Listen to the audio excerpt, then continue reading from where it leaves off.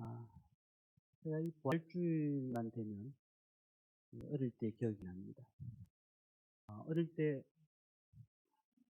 주일 새벽부터 시작해서 옷을 입고 옷을 가지고 아침에 부활의 새벽을 맞이하고, 그리고 예배 시간에 또 하얀 옷을 입고 오래가지고 한복 입고 오셔서 예배를 드렸던, 그러니까 참 제가 그 기억이 아직도 또렷이 나타나는데요. 우리가 아무리 가만히 보면은 참 부활의 능력이 어떤 것일까? 많은 사람들이 모든 삶은 다 죽고 마는 것인데, 그런데 예수님께서는 부활하셨다. 그래서 많은 사람들이 그에 대해서 놀라지 않을 수가 없는 것이죠. 죄와 죽음의 권세에서 다시 사셨다라는 겁니다. 고난 주간을 잘 보내셨습니까? 제가 말씀 준비하면서 우리 송수 집사님 조카인 유유 자매가 있습니다. 그 친구가 결혼했던 친구가 남아공에 있는 퀸턴이라는 구역입니다. 우리 교회에서 한 2, 3년 정도 교회에 봉사까지 하고 같이 예배를 드렸던 구역입니다. 근데 그 퀸턴 형제가 남아공에 대한 부활절에 대한 얘기를 해주는 거예요. 그래서 어떻게 하느냐. 이 남아공에는 부활절 그리고 성탄절은 완전히 명절입니다. 그래서 금요일부터 쉬기 시작하는 겁니다. 금요일부터 시작하고 한 3, 4일 동안은 거의 그냥 명절처럼 가족들 이동이 시작되고, 그러니까 우리나라의 설날 같은 그런 명절이 남아공에는 지금도 있다는 얘기를 제가 들었습니다. 근데 이렇게 부활절이 기쁜 날이고 은혜로운 날인데도 불구하고 우리가 고난주간을 맞이하고 또한 부활주일을 맞이하는 것이 전보다는 간격이 없어져서 좀더 감동이 없어졌습니다. 언제부터인가는 사실 부활주의구나 하는 정도, 그렇게만 알고 있지 우리에게 뭔가 감화가 있고 뜨거움이 있거나 그렇지 않는 것 같습니다. 그때 왜 그럴까? 시대가 가면 갈수록 우리가 두려움 가운데 있어요. 무서움 가운데 있고, 그래서 하루를 지나서 새벽에 이렇게 TV라든지 아니면 인터넷을 켜보면 정말 좋은 일보다는 좋지 않은 일들이 계속해서 일어나고 있는 것을 보게 됩니다. 왜 그럴까요? 인간의 죄 때문에 가면 갈수록 제약이 극심하게 우리 전 세계를 덮고 있다는 것을 보게 됩니다. 우리나라의 통계를 한번 봤습니다. 작년보다 재작년보다 계속 어떤 범죄율이 어떠는가. 근데 신기하게도 우리나라의 범죄율은 굉장히 낮아지고 있습니다. 낮아지고 있습니다. 그런데 그렇게 되면 다행인데 자살률은 계속해서 올라가고 있다는 겁니다. 범죄율은 낮아지는데 자살률은 올라가고 있다. 이게 뭘까요? 아무리 CCTV를 가지고 감시를 해도 그래도 자살한 사람은 막을 수가 없더라는 거죠. 왜 그럴까요? 자살하는 사람들이 여러 가지 이유가 있습니다. 이게 핑계 없는 분들 믿겠습니까? 참 마음이 아픈 것이고, 참 힘든 것 아니겠습니까? 그런데 요즘의 특성이 하나 있습니다. 뭐냐면은, 다른 사람보다 자기가 뒤떨어지니까, 다른 사람보다 자기가 부족하니까, 외모라든지, 돈이라든지, 주변 환경에 이기지 못해서 자살하는 사람들이 많더라는 겁니다. 그래서 삶의 자존감이 자꾸 낮아지는 겁니다. 이게 왜 이렇게 됐을까요? 아담 이후에 죄가 들어오고 난 다음에 늘 우리 삶에는 언제부터인가 죽음의 공포에 대해서 자유롭지가 못하는 겁니다. 젊은 사람이나 연세가 드신 분이나 누구라도 이 죽음의 고통은 감당할 수가 없는 거예요. 그러다 보니 이 하나님의 형상을 가지고 살아야 되는 우리인데도 불구하고 하나님의 형상을 본받지 못하고 자꾸 세상으로 달려가고 있으니, 그러니 이 죽음에 대한 준비는 하나까지 못하고 있더라는 겁니다. 창세기 3장 19절에 이렇게 말씀합니다. 너는 흙이니 흙으로 돌아갈 것이니라. 시편 89편 48절에 누가 살아서 죽음을 보지 아니하고 자기 영혼을 소홀의 권세에서 건지리까. 자, 그 말씀이 어떤 의미를 얘기했죠? 아무도 죽지 않는 자가 없고 죽음을 피할 자는 이 세상에 누구도 없다. 없다라고 얘기를 하는 것입니다. 아담 이후에 누구도 그 죽음에 대해서 답을 내릴 사람 없다는 거예요. 전부 다 죽음에 대한 부분들을 가지고 있다는 것입니다. 그래서 바울이 이런 얘기를 했잖아요. 그 사역을 하면서도 이 사망의 몸에서 누가 나를 건져내라. 그러니까 이 모든 부분들을 우리 종합해 보면 이 죽음이라는 것은 우리를 무섭게 하고 우리를 두렵게 한다는 사실을 알 수가 있습니다. 이때에 예수님을 이 땅에 보내신 겁니다.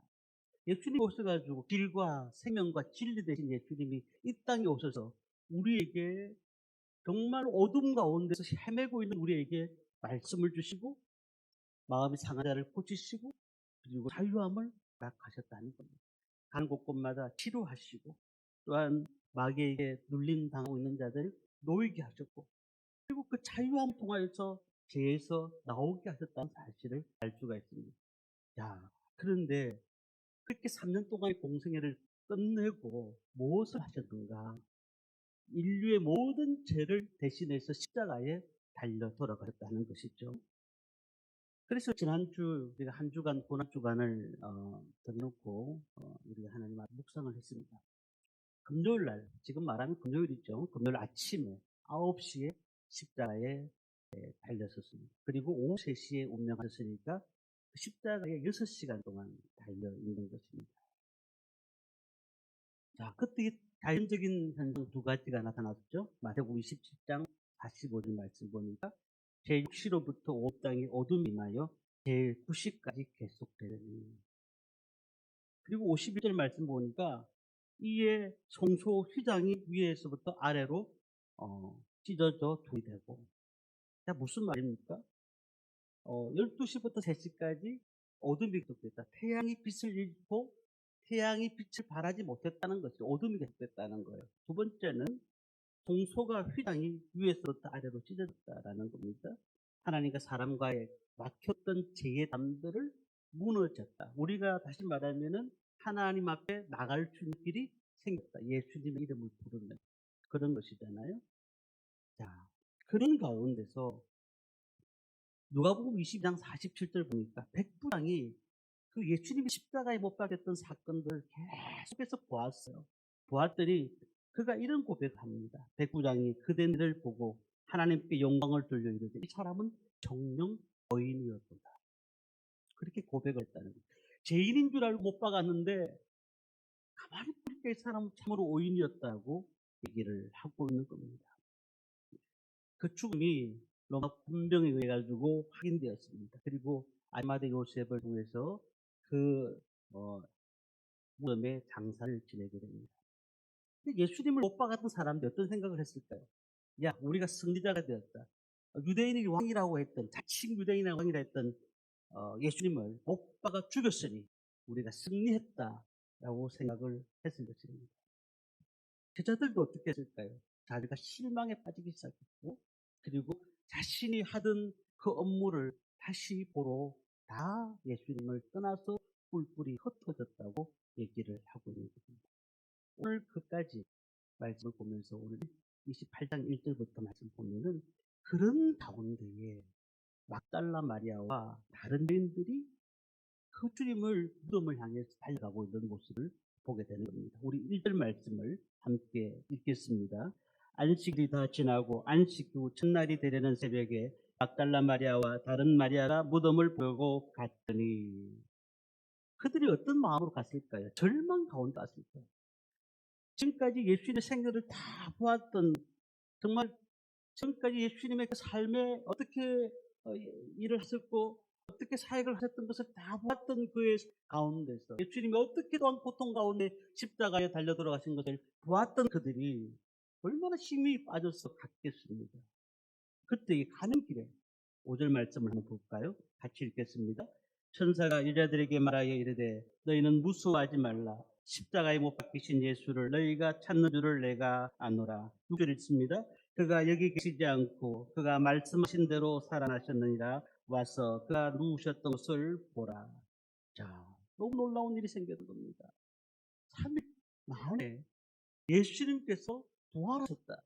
사실은 이 부활한 사실을 누구도 믿지 못했다는 것이죠. 예수님이 부활하셨기 때문에 우리도 부활하는 거예요. 부활의 첫 열매가 되시기 때문에 그렇죠.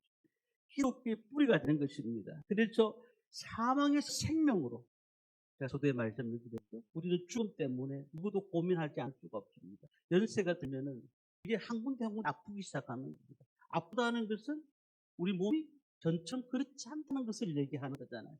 가면 갈수록 우리는 인생이 죽음을 향해 가고 있는 것 아니겠습니까? 그런데 예수님께서 부활하심으로써 우리에게 기독교의 뿌리로 핵심으로 말씀하시면서 사망에서 생명으로, 죽음에서 영생으로 옮길 수 있는 길들을 우리에게 주셨다고 말씀하고 있는 겁니다. 그리스도의 부활로부터 기도가 시작되는 겁니다. 지금까지 우리가 뭘 받았고 교회에서 무엇을 느꼈고 이런 것 다 중요하지만 제일 중요한 것은 예수님이 십자가에 못 박히시고 그리고 부활하셨다는 그 신앙이 기독교의 첫 번째 출발점이 된다는 사실을 믿으시기를 바랍니다. 자, 그렇다면 그 부활 사건이 우리는 어떻게 알 수가 있는가? 구약성경에도 나오고 신약성경에도 나오지만 저는 신약을 중심으로 말씀을 드리려고 합니다. 예수님께서 살아계실 때에 제자들에게, 또한 제사장들에게 많은 얘기를 하셨는데 내가 3일 만에 다시 살아나겠다 라고 말씀하셨습니다. 특히 마태복음 16장 21절 말씀 보면은 이렇게 베드로의 신앙 고백을 들으신 후에 이렇게 말씀을 하시죠. 예루살렘에 올라가 장로들과 대제사장들과 서기관들에게 많은 고난을 받고 죽임을 당한 후에 제3일에 부활한다. 제 아들에게 말씀하셨습니다. 변호사 하나치도 똑같은 말씀을 하셨어요. 그리고 십자가를 지시기 전에 포도 농부의 비유 다음 말씀에도 그 말씀을 똑같이 하셨어요. 그것으로 끝났습니다. 부활 후에 제자들이 많은 사람들에게 보이기 시작했습니다. 500여 사람들에게, 베드로와 12제자들에게 다 보였고 막달라 마리아뿐만 아니라 많은 사람들에게 그 부활의 사건을 보이셨다는 겁니다. 살아계셨다, 육체로 부활하셨다는 사실을 다 보았다는 것이죠. 그 몸이 영원히 살아있다는 것, 썩지 아니하는 영화로운 몸, 신령한 몸으로 변하셨다는 사실.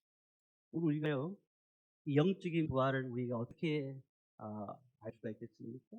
육체의 부활, 우리의 부활이 되는 것입니다. 그 예수님이 그 돌무더기, 그걸 꽉 막아놓은 그것을 어떻게 움직일 수 있겠습니까? 참으로 움직이기는 힘든 겁니다. 하나님의 역사가 아니에요. 움직일 수 있는 돌무더기를 줬었어요.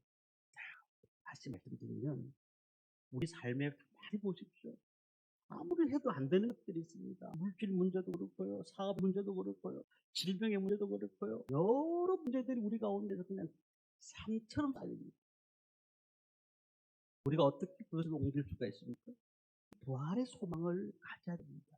하나님께서 하실 수 있다는 믿음을 가져야 되는 거예요. 우리가 막아놓은 것을 예수님께서는 그것을 움직이신 것처럼 우리 삶에 막혀있는 모든 문제가 하나님의 역사로, 부활의 놀라운 은혜로 이걸 새롭게 할 수가 있는 줄 믿습니다. 왜냐하면 그 부활의 권세를 받은 자들은 하나님께서 그 사람들 통해서 일하십니다. 하나님의 놀라운 역사를 일으키십니다. 아니, 그 로마 당국은 어떻게 했을까요? 혹시 예수님의 제자들이 이 시신을 훔쳐가서 살아났다는 그런 얘기를 퍼뜨릴까 싶어가지고 로마 군인들 4명이서 사계조로 그렇게 해서 그 무덤을 지켰지 않습니까?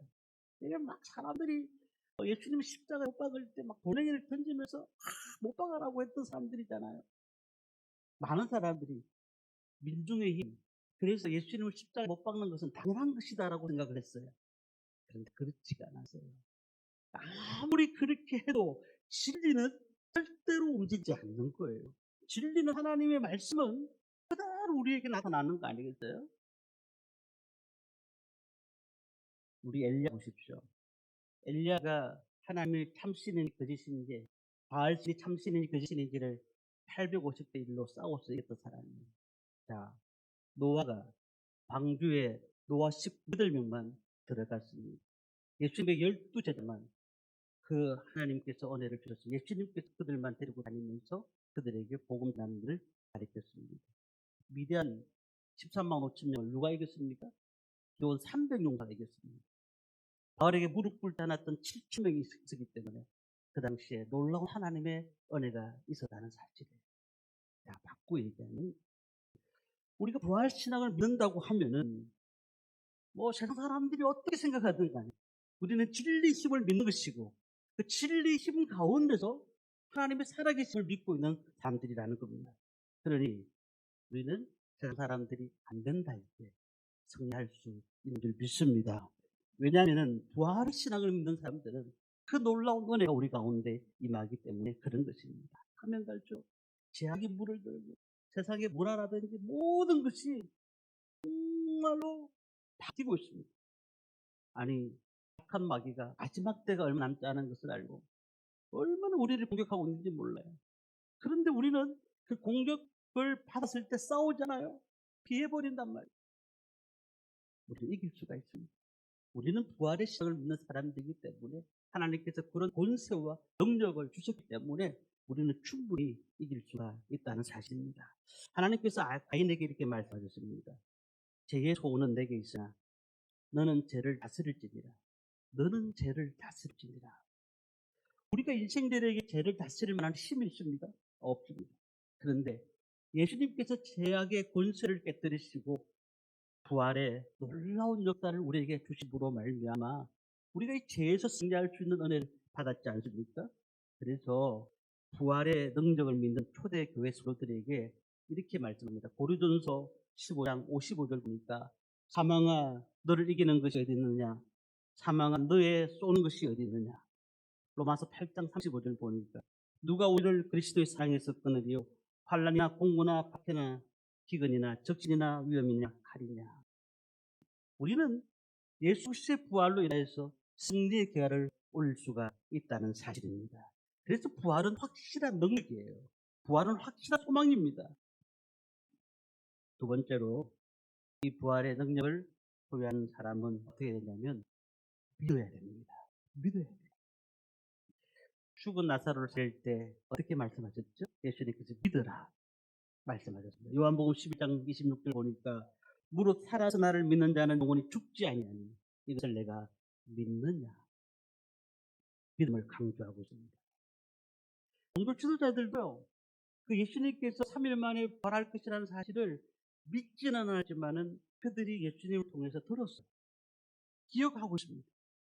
그러다 보니까 군병을 보낸 거 아닙니까? 군병들이 그냥 꽉 지키고 있는 거 아니겠습니까? 자, 이 여인들 마음을 다시 한번 생각해 볼까요?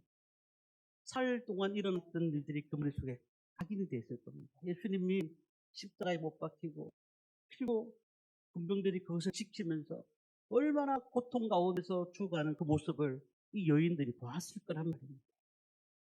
근데 그 답답하고 힘든 마음이지만은 그래도 예수님께 향유를 발라드리기 위해서 다시 무덤으로 향했던 그 일들을 봅니다. 야, 그런데 가보니까 뱅글 돌문이 열려 있었다는 거예요. 돌문이 열려 있었어요. 이 막달라 마리아가 너무너무 놀라가지고 다른 여자들은 그 앞에 있고 지금 요한과 베드로에게 전화를 합니다. 큰일 났다. 난리가 나다. 예수님의 시체가 없어졌다. 시신이 없어졌다. 난리가 난 거 아니겠습니까? 이 베드로도 얼마나 낙심했던 사람이냐면 그 전날 예수님을 3번이나 부인했던 사람 아니겠어요? 그러니까 그 마음속에 고통 가운데 너무 힘들었던 마음들이 밀려왔는데 그런 가운데 이 막달라 마리아가 자기한테 와서 예수님의 시신이 없어졌다고 얘기하니까 그도 충격을 받는 겁니다. 야, 그런 가운데 이게 요한과 베드로가 예수님 무덤 앞에 도착합니다. 그리고 무덤을 들여다봅니다. 요한복음 20장 5절 말씀에 이렇게 되어 있습니다. 구부려 세마포 놓은 것을 보았으나 들어가지는 아니하였더니 그냥 보았다라고 얘기했습니다. 아무 생각 없이 보았어요. 보니까 예수님이 안 계십니다. 6절 7절 보니까 시몬 베드로는 따라와서 무덤에 들어가 보니 세마포가 누웠고 또 머리에 샀던 수건 세마포와 함께 놓이지 않고 딴 곳에 샀던 대로 놓여 있더라. 이것을 보니까 자세히 보았다라는 뜻을 또 갖고 있어요. 자세히 보았다. 근데 8절에 보니까 그때서야 무덤이 먼저 갔던 그 다른 제자도 들어가 보고 믿더라. 뭘 믿었단 말입니까? 시신이 없어진 것을 믿었다라고 얘기를 하고 있는 겁니다. 유대인의 장례 절차가 또 특이합니다. 유대인의 장례 절차는 만약에 사람이 죽게 되고 그랬을 때에 향유에 적신 이 여러 개의 세마포를 적셔가지고 그 사람을 똘똘똘 말게 되어 있습니다. 그리고 얼굴만 이렇게 턱이 벌어지니까 거기서 또 말게 되어 있습니다. 근데 이게 굉장히 시간이 많이 걸리는 것입니다. 요한복음 19장 39절 보니까 니고데모도 몰약과 침상 쓴 것을 100리터라쯤 가지고 온지라고 말씀했거든요. 많은 향유를 투입했는데 왜 이 마리아가 다시 왔을까요? 그 이유가 있습니다. 예수님을 안치한 시간이 언제일까요? 이미 해가 넘어가는 오후였는데 신명기 21장 말씀 보면은 누군가가 사망을 하면 반드시 당일날 장사를 하게 되어 있습니다. 그런데 그날이 안식일이 되는 전적이란 말이에요. 안식일날은 아무것도 하지 않는 게 유대인들의 특성 아니겠습니까? 그래서 대충 한 거예요. 대충 하고는 예수님 신을 모셔드리고는 다 돌아가야 됩니다. 그러니까 이제 안식일이 끝난 후에 이 막달라 마리아와 마리아들이 이제 예수님을 다시 향유를 발라드리려고 온 것입니다. 큰 문이 열려 있던 거예요. 근데 요한복음 20장 9절의 말씀 보니까 그들은 성경에 그가 죽은 자 가운데서 다시 살아나야 하리라 하신 말씀을 아직 알지 못하더라. 말씀대로 예수님께서 살아나셨는데 그들이 알지 못했다. 도마한테 예수님이 나타나셔서 그 말씀하셨잖아요. 29절 보면 너는 나를 본으로 믿느냐 보지 못하고 믿는다는 그때도다. 우리가 하나님의 말씀을 많이 들었습니다. 그리고 예수를 믿고 있습니다. 근데 왜 하나님의 말씀을 듣고 믿고 있는데 환경이 어려우면은 왜 예수를 믿지 못하는 걸까요? 의지하지 못하는 걸까요? 왜 그럴까요? 우리 연약함 때문에 그런 거예요. 아니 믿음이 뭐예요? 합리적이고 논리적이고 수학적이고 과학적인 것이 아니에요. 정확하게 답이 있는 게 믿음이 아니에요. 오히려 반대일 까 많아요. 왜냐하면 우리가 느끼고 체험하고 생각하는 것이 아니에요. 부활의 예수님 어떻게 믿어야 됩니까? 믿음이라는 것은 바라는 것들이 실상에 보지 못하는 것들이 증거죠. 예수님께서 십자가에 달려 돌아가시고 부활하셨다는 모든 증거들이 나와 있고 그리고 또 예수님께서 그 전에 말씀을 하셨는데 불구하고 그렇게 보여주면서 아무는 사람이 많다는 겁니다. 부활하신 예수님께서 제자들에게 나타나셨습니다. 요한복음 20장 19절에 보니까 안식 후 첫날 저녁 때에 제자들이 유대인들을 두라여 모인 곳에 문을 닫았더니 예수께서 오사 가운데 서서 이르시되 너에게 평강이 있을지어다. 부활하신 예수님께서 나타나셨습니다. 불안한 제자들, 초조한 자들, 답답하고 어떻게 살아야 될지 모르는 그 제자들에게 부활하신 예수님이 직접 오셨다는 겁니다. 오늘도 우리가 주님을 만나려고 하면 부활하신 예수님을 만나야 될 줄 믿습니다. 부활하신 예수님은 제자들에게 성령님을 보내주셨습니다. 그리고 그들이 다시 기도할 수 있는 힘을 하나님께서 주셨다는 사실입니다. 이 땅에 우리 힘으로 살아갈 수 있겠습니까? 못 살아갑니다. 가면 갈수록 좋지 않은 일들이 많이 생기는 것이다. 우리는 죽어도 살겠고 주님께서 우리의 삶과 죽음과 모든 현상 가운데서 말씀하시면서 부활의 소망을 가지라 라고 말씀을 하셨다는 겁니다. 베드로 보십시오. 겁쟁이 베드로. 근데 그가 예수님을 떠났지만 부활하신 예수님을 만나고 난 다음에 성령을 기다리고 그리고는 그가 놀라운 하나님의 사명을 감당하는 자가 되었다는 겁니다. 스데반도 그 부활의 소망을 가지고 돌로 물매를 맞으면서 죽기까지 하였지만 그는 주님을 바라보면서 그는 순교를 했다는 사실입니다. 전 세계 많은 순교자들이 부활의 소망을 가지고 지금도 순교하고 있고 그리고 복음을 전하고 있다는 사실을 우리는 분명히 알아야 된다는 겁니다. 그렇다면 우리는 그럼 어떻게 하고 있느냐? 우리는 정말로 부활의 소망을 가지고 이 땅을 살고 있는 예수님의 부활의 소망을 믿으시기를 바랍니다. 고린도전서 15장 14절에 이렇게 말씀합니다. 그리스도께서 만일 다시 살지 못하셨으면 우리 전파하는 것도 헛것이요 또 너희 믿음도 헛것입니다. 그리스도께서 살지 못하셨다면 우리가 전파하는 것, 복음을 전하는 것도 것이고 너의 믿음도 것이다. 주님 사망 권세를 이기셨습니다. 마귀의 권세를 이기고 부활하셨습니다. 그러므로서 이제 우리가 봄이 되었는데 우리 삶이 움츠러들지 말고요. 이 부활절을 맞이해서 이제부터 믿음의 뿌리를 깊이 내리고 정말로 하나님이 주시는 소망을 가지고 이 땅을 사시길 바랍니다. 하늘의 산 소망, 영원한 기업, 썩지 않고 더럽지 않고 쎄하지 않는 기업을 주시겠다고 약속하셨으니까 우리가 고난은 당한 분이 있습니까? 말 못하는 고난이 있습니까? 아픔 가운데 답답한 현실 가운데 하루하루 살아가는 분이 있습니까? 어떤 문제도 주님께서 부활 신앙을 통해서 우리에게 회복시켜 주실 줄 믿습니다. 부활의 능력으로 우리를 승리케 하실 겁니다. 말씀을 마칩니다. 한 가지 얘기하고 마치려고 합니다. 심리학자들이 이런 시험을 했습니다. 쥐를 잡아서 독 안에 넣었습니다. 빛이 전혀 들어오지 않는 그런 독이에요. 밀폐된 겁니다. 이 쥐들이 3시간 안에 다 죽었습니다. 그런데 그 독에다가 구멍에 조그만 구멍을 뚫었습니다. 그리고는 약한 구멍 빛이 들어오는 것을 그 안에다가 쥐를 넣더니 36시간 동안 살았다는 얘기가 있습니다. 우리가 빛이 있으니까 소망이 있으니까 살 수가 있는 하나님의 살아계심과 역사하심이 지금도 우리 가운데 임하고 있으니까 살 수가 있는 줄 믿습니다. 그렇기 때문에 이는 부지런하게 주님 열심을 품고 오직 예수님을 바라보고 예수님을 의지하고 예수님을 따라다니다 우리 삶이 힘들고 낙심될지라도 주님 앞에 온전히 서는 저와 성도님들 되시기를 주님의 이름으로 축원합니다.